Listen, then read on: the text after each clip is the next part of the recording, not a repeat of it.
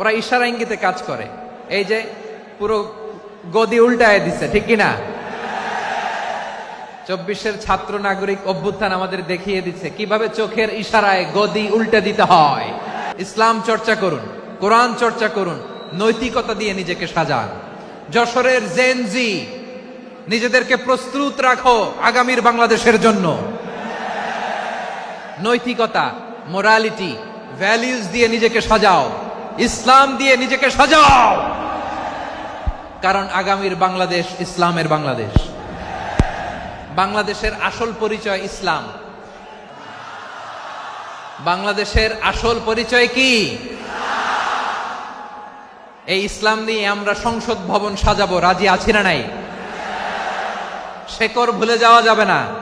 আমরা ধাপে ধাপে শারিয়া আইনের দিকে যাব ইনশাআল্লাহ, কিন্তু জঙ্গিবাদ দিয়ে নয়, কট্টর পন্থা দিয়ে নয়।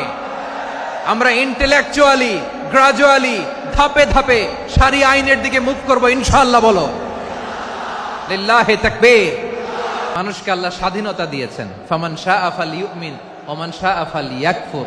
চাইলে মুমিন হতে পারো, চাইলে কাফের হতে পারো, তোমার ইচ্ছা। তবে জেনে রাখো, মুমিন হলে পাবা জান্নাত, কাফির হলে পাবা জাহান্নাম। নাও দ্য ডিসিশন ইজ ইয়ার্স। সিদ্ধান্ত তোমার, জান্নাতে যাবা না জাহান্নামে যাবা। যশোরের ভাইয়ের আওয়াজ করে বলুন, কই যেতে চান, জান্নাতে না জাহান্নামে? ডান দিকে না বাম দিকে? ডানপন্থী না বামপন্থী? রব্বুল আলামিন বলেন, ভূপৃষ্ঠে বিচরণশীল যত প্রাণী আছে সব প্রাণীগুলোকে আমি আল্লাহ আমার নিজের কুদরতে রিজিকের বন্দোবস্ত করি। এই প্রাণীগুলো কোথায় থাকে, কোথায় যায়, সব জায়গায় আমি রিজিক পৌঁছে দেই। রিজিক কেউ দিতে পারে না, রিজিকের মালিক কে? রিজিকের মালিক তিনি আল্লাহ। এজন্য আল্লাহ তাআলা বললেন, ওয়ারাযাকনাহুম মিনাত তাইয়্যিবাত। এরপর আল্লাহ বললেন, ওয়া ফাদ্দালনাহুম আলা কাসীরিম মিম্মান খালাকনা তাফদীলা। আমি যত প্রাণী সৃষ্টি করেছি সকল প্রাণীর মধ্যে মানুষের মর্যাদা, শ্রেষ্ঠত্ব আমি দিয়েছি। সুবহানাল্লাহ পড়েন। তাহলে 1 নম্বরে আল্লাহ বললেন আমি বনি আদমের মর্যাদা বাড়ালাম। এরপরে বললেন স্থলে এবং সমুদ্রে চলাচলের জন্য যানবাহন দিলাম। 3 নম্বরে আল্লাহ বললেন পবিত্র রিজিকের ব্যবস্থা করে দিলাম। এরপরে আল্লাহ বললেন যত প্রাণী আছে, সৃষ্টি আছে, সবগুলার উপরে আমি মানুষকে শ্রেষ্ঠত্ব দিলাম। সুবহানাল্লাহ। তাহলে সবচেয়ে বেশি শ্রেষ্ঠত্ব মানুষের। কার? মানুষের। শুধু তাই নয় প্রিয় ভাইরা, আকাশ এবং জমিনে যা কিছু আছে সবকিছু মানুষের জন্য, মানুষের কল্যাণে, মানুষের প্রয়োজনে, মানুষের বশীভূত করে সৃষ্টি করেছেন কে? রব্বুল আলামিন বলেন, হুয়াল্লাযী খালাকা লাকুম মা ফিল আরদি জামিআ। এই জমিনের মধ্যে যা কিছু আমি আল্লাহ সৃষ্টি করেছি সব কিছু আমি মানুষের জন্য সৃষ্টি করেছি। পড়েন সুবহানাল্লাহ।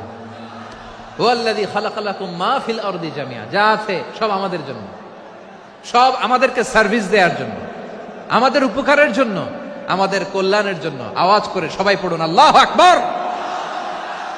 অন্য আয়াতে আল্লাহ বললেন, ওয়াসাখখারা লাকুম মা ফিস সামাওয়াতি ওয়া মা ফিল আরদি জামিআম মিন ইন্না ফি যালিকা লাআয়াতিন লিকাওমিন ইয়াতাফাক্কারুন। প্রথমে আয়াতে আল্লাহ বললেন জমিনে যা আছে সব তোমাদের কল্যাণে আমি সৃষ্টি করলাম।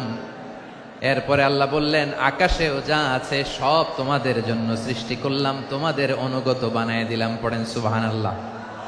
মানুষের কি ব্রেইন দেখেন! মানুষ জমিন ছেড়ে আকাশে চলে যায়। পাখি দেখে মানুষের শখ হলো পাখি যেহেতু উঠতে পারে আমরাও পারবো। অরবিল রাইট, উইলবার রাইট, 2 ভাই মিলে আঁকাঝোঁকা করতে করতে করতে করতে প্লেন বানায় ফেললো। কারণ সুবহানাল্লাহ। এখন পাখিও ওরে, আমরাও ওরি। এরপরেই মানুষের কৌতূহল থামে না এখানে। মানুষ চলে গিয়েছে চাঁদে। কোথায় গেছে?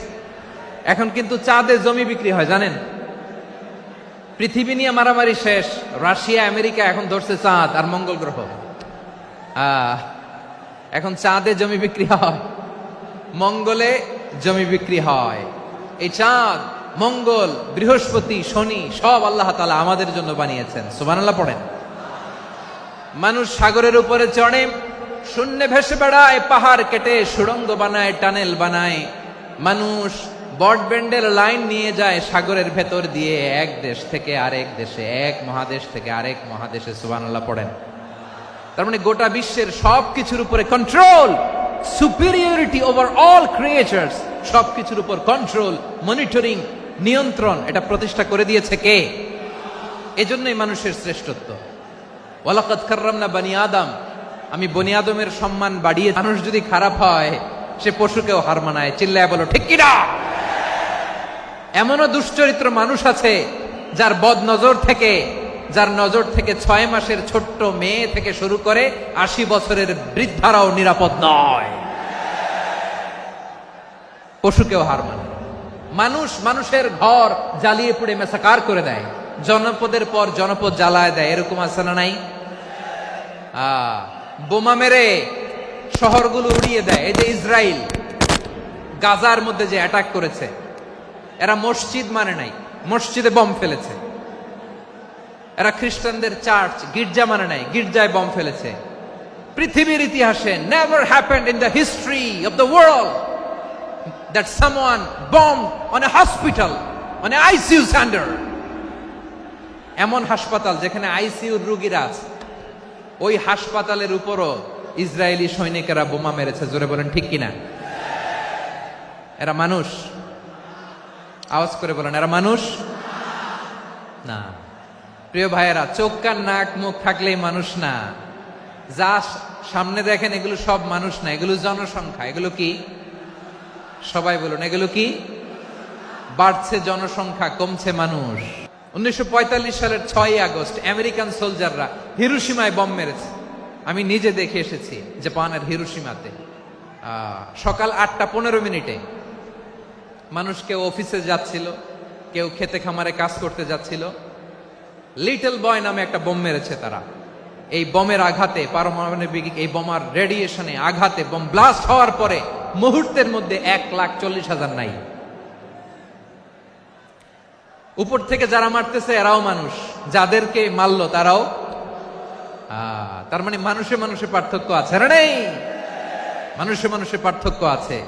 নাক কান চোখ মুখ থাকলেই মানুষ নয়। বাড়ছে জনসংখ্যা, কমছে মানুষ। চিল্লায় বলো ঠিক কিনা? তাহলে আমরা বুঝলাম মানুষ ভালো হলে অনেক ভালো, খারাপ হলে অনেক খারাপ।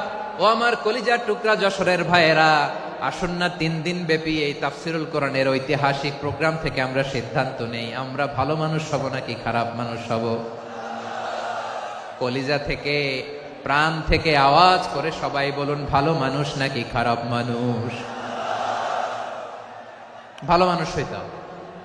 ভালো মানুষ যারা জগৎটাকে এনলাইটেন করবে, যারা এনলাইটেন করবে, যারা সত্যের বীর সেনানী হয়ে দাঁড়াবে, যারা সত্যের পক্ষে কথা বলবে, যারা জালিমের মসনদকে ভেঙে খান খান করে দেবে।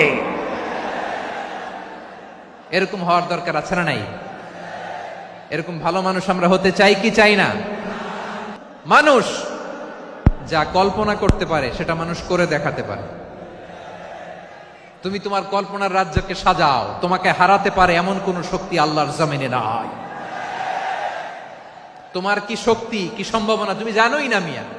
তুমি এদিকে তাকাও কেন? তোমার রাস্তা তো ওই দূরে।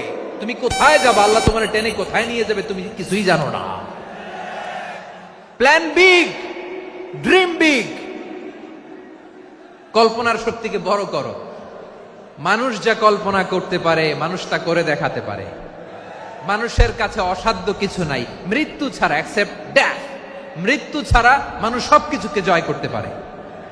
মৃত্যু ছাড়া যে কোনো অসাধ্যকে সাধন করার ক্ষমতা মানুষকে দিয়ে দিয়েছে কে? হারার জন্য তোমার জন্মই হয় নাই, তোমার জন্ম হয়েছে জিতার জন্য, বিজয়ের জন্য তোমার জন্ম।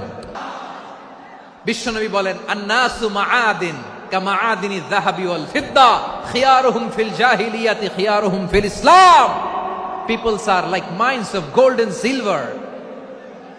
সোনার খনি, রূপার খনি, এর চেয়েও বড় খনি হচ্ছে এই মানব সম্পদের খনি। আওয়াজ করে বলেন আল্লাহু আকবার। আল্লাহ তাআলা এই সম্পদ আমাদেরকে দিছে। বিশ্বনবী বলেন মানুষ হচ্ছে খনির মতো, খিয়ারুহুম ফিল জাহিলিয়াতি খিয়ারুহুম ফিল ইসলাম, জাহিলি যুগে যারা সেরা, ইসলামেও তারা সেরা। ইদা ফাকুহু, যদি তারা বুঝবান হয় তাহলে তাদেরকে সেরা বানায় দিবে কে? তাহলে মানুষের চেয়ে সেরা কেউ হতে পারে? মানুষের চেয়ে অনন্য কেউ হতে পারে? মানুষকে কেউ হারাতে পারে? আওয়াজ করে বলো, তোমাকে কেউ হারাতে পারবে? এই সাহস জাগছে আজকের আলোচনা থেকে। আমি তুমি অনন্য, আমাকে তোমাকে হারায় দেওয়া এত সহজ না, ঠিক কিনা? একটা কথা জীবনের সাথে সেট করে নিতে হবে, আমি জিতি নয় শিখি, আমি কখনো হারি না। জীবনের সাথে সেট করে নাও, জেনজি অফ জেসর, আমি কখনো হারি না, আমি হয় জিতি নয় শিখি। চিল্লায় বলো ঠিক কিনা? আমি কখনো হারি না, আমার হারানো এত সোজা না। কি সাহস জাগছে? বুকে সাহস জাগছে? তাকবীর পড়ো, লিল্লাহে তাকবীর।